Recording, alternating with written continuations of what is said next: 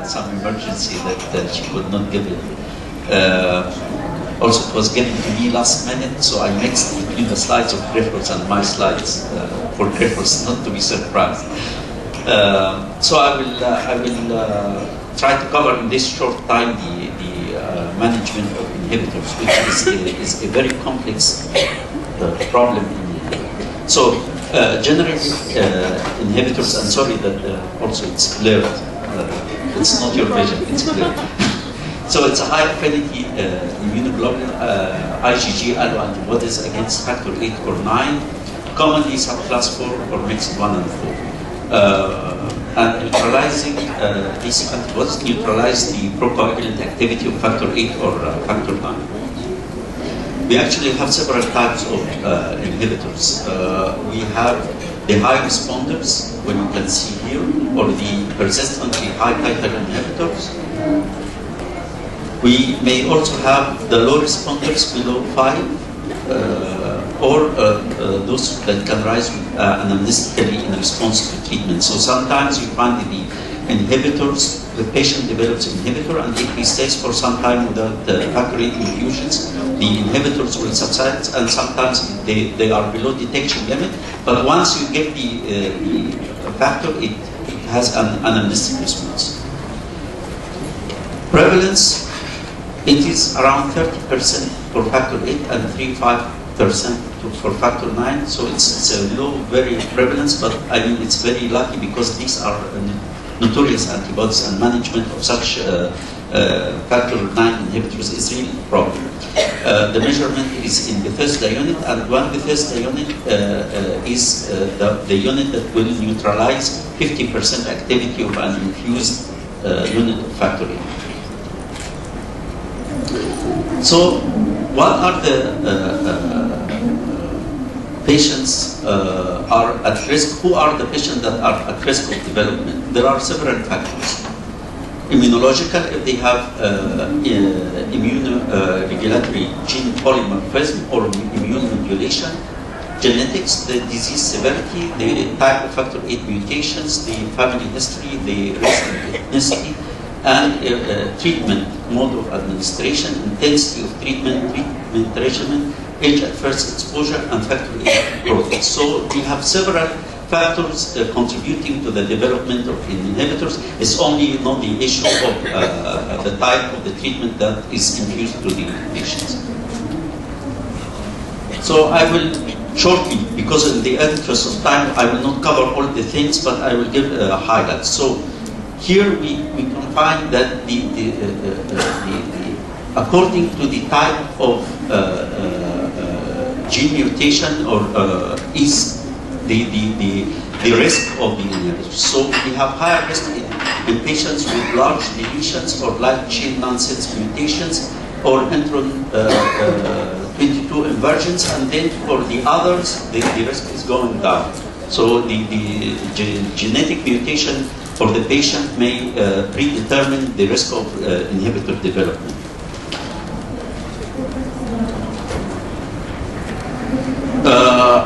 From the epidemiological study that was done by the PENNET group, this is a group of treatment centers in hemophilia who share common registry. We hope we can reach this in Egypt. And out of the registry, they could get out a lot of important information, such as the inhibitor development. So the highlights of the importance of, or the findings of this, that prophylaxis versus on-demand treatment. In the first 15 exposure days, the risk is equivalent, but as we continue on, we find that on-demand treatment has a significant higher risk than patients on prophylaxis. So this is one thing and one advantage of the prophylaxis, that it reduces the risk of inhibitor development if the patient does not develop inhibitors within the first 15 exposure days. Second, one of the things is the treatment products, which was adjusted to many variables like ethnicity, factor 8 genotype, family history, time between exposure days, dosage, product type, and body weight. And this study concluded that the risk of development of inhibitors between plasma-derived and recombinant concentrates is equivalent in this study. But one of the second generation full-length recombinant products showed significantly higher incidence of risk of development of inhibitors. So the conclusion from this study, which included about 574 PAPs, and PAPs means previously untransfused patients, and those are the naive patients that have the highest risk for development of inhibitors.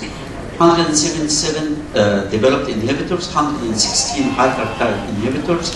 Total inhibitor incidence was 32% versus 25% in an older study, the CANAL study, and high-titer inhibitor incidence 22%, similar to CANAL.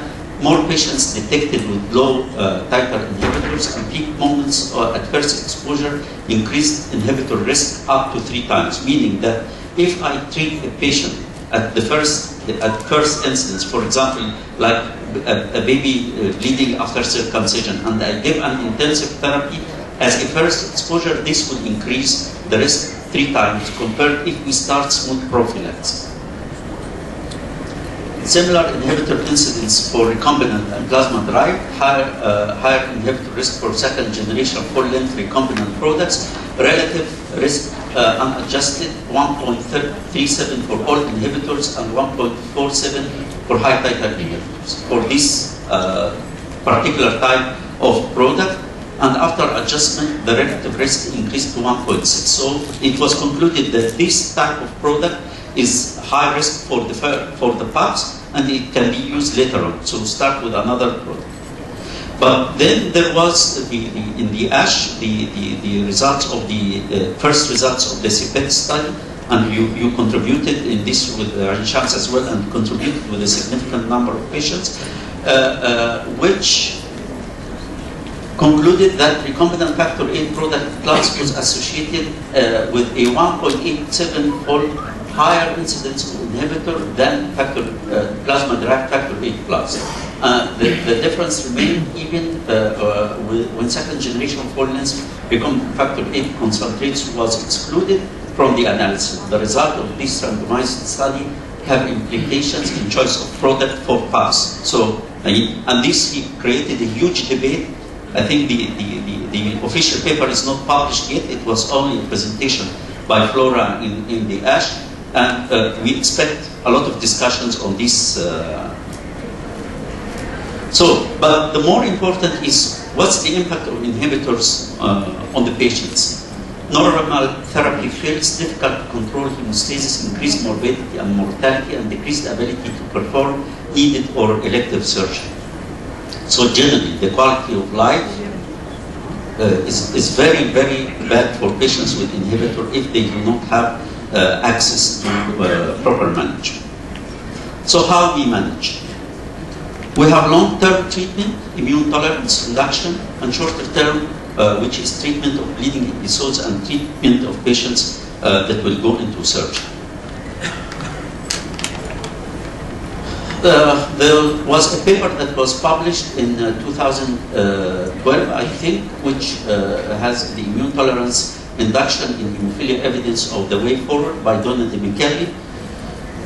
And in this, they analyzed several factors for the success of immune tolerance. So some of them were host factors and some of them were treatment factors. Host factors, factor VIII genotype, race and ethnicity, inhibitor history, historical peak titer, pre-ITI titer, and peak titer on ITI.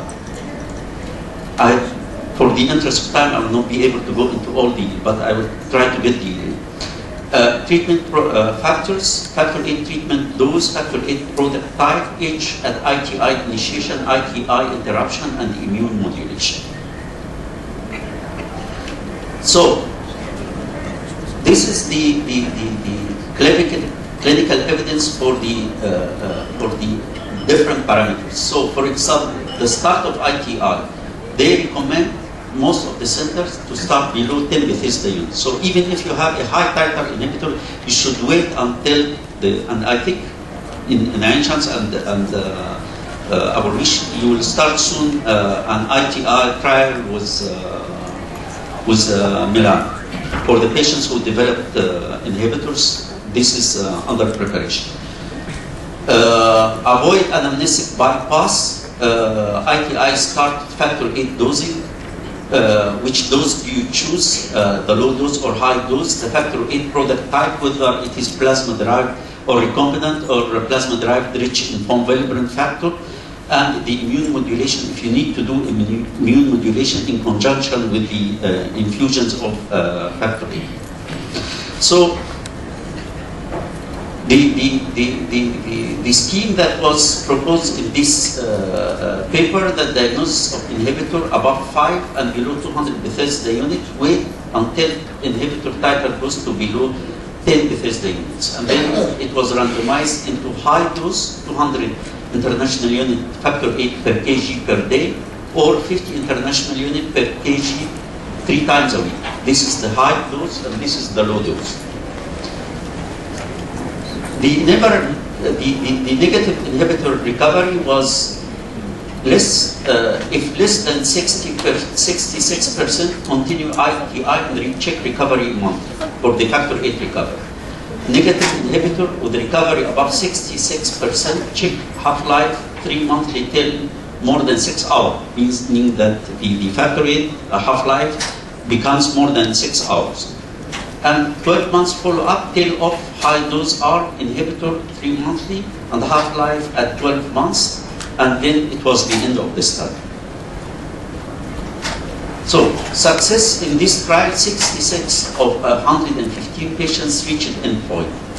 46, which is about 70%, was complete success from these 66. 3 partial success and 17 failed therapy. They found that whether low dose or high dose, there was no significant difference. So whether using the 200 IU daily or 50 IU every other day, there was no significant difference in achieving remissions or success of the tolerance.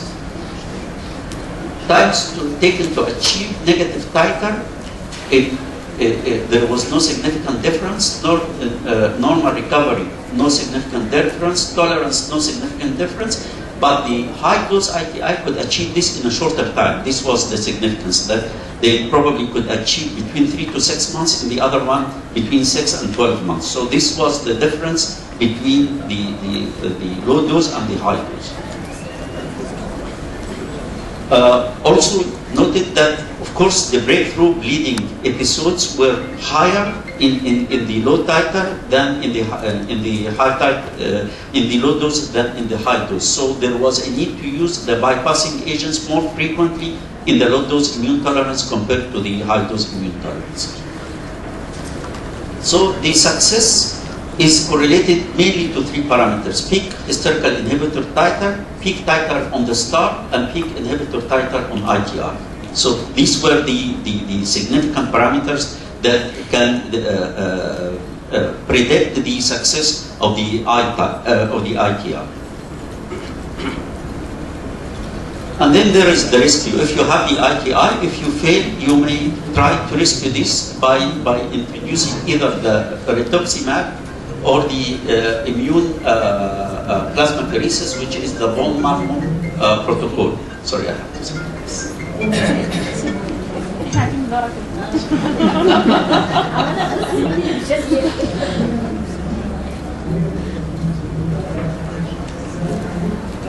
So, on the outcome of the rituximab from several trials, the success was 57% if alone, if combined with factor 8 concomitant 75%. This is the total, and if not combined with factor 8, the success is very low. Grifols ITI, the objective to report retrospective data collected on the use of single von Willebrand factor plasma-derived factor 8 concentrate in primary and rescue ITI, the design retrospective chart review of hemophilia A inhibitor patients who received von Willebrand plasma-derived factor 8 for primary or rescue ITI, and the primary outcome success, partial success or failure, and time to ITI, partial success or failure. I think the study included several centers in the US, in UK, in I don't recall this, like maybe in Germany. So, but the overall is that the complete success was 63%, and the rescue was success was 33%, partial success 24%. So complete and partial success was 82%, and failure was only 12%, which is very good. And maybe this can be attributed to the high content of the foam-Willebrand. There were a lot of slides in Griffel's presentation about the role of foam-Willebrand, but in the interest of time, I had to take it.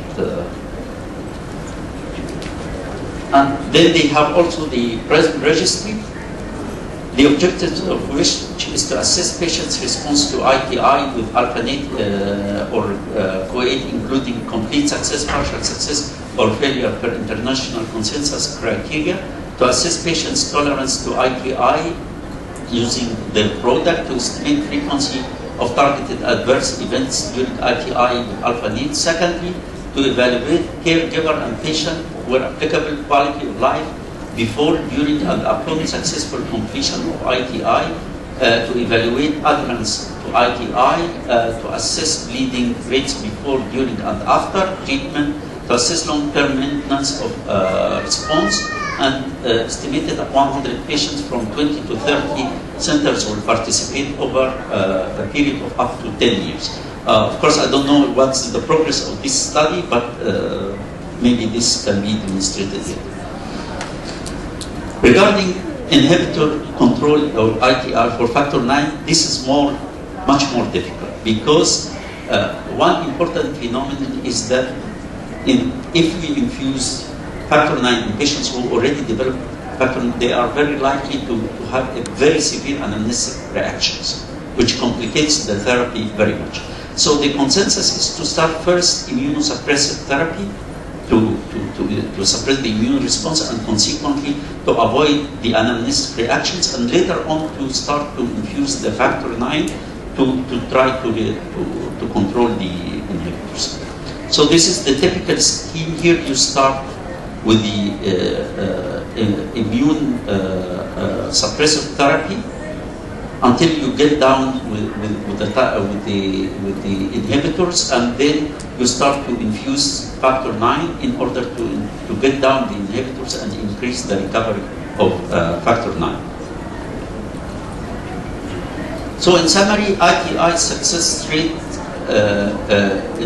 internal ITI, international NTI, equal success rates of 70% with low dose and the high dose, but low dose significantly longer, only good risk patients. One ITI 71% in high responders, also bad risk patients.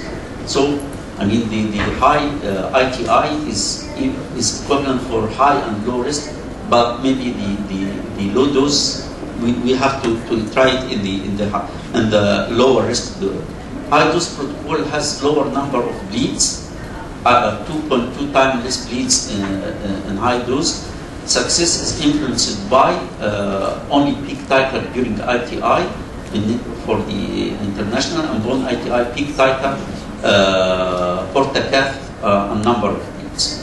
Rescue switch to foam-Willebrand containing factor 8. So if you, for example, if you fail with the recombinant in the primary induction of the immune tolerance and you fail, you may think to switch to foam-Willebrand rich product in the rescue program. Additional immune suppression, rituximab and or immune absorption, and future prospective optimized success and lower duration of ITI by addition of immune suppression and new monitoring parameters. I don't know if about time, if I can stop here if the time is, yeah, okay, I stop here. Thank you.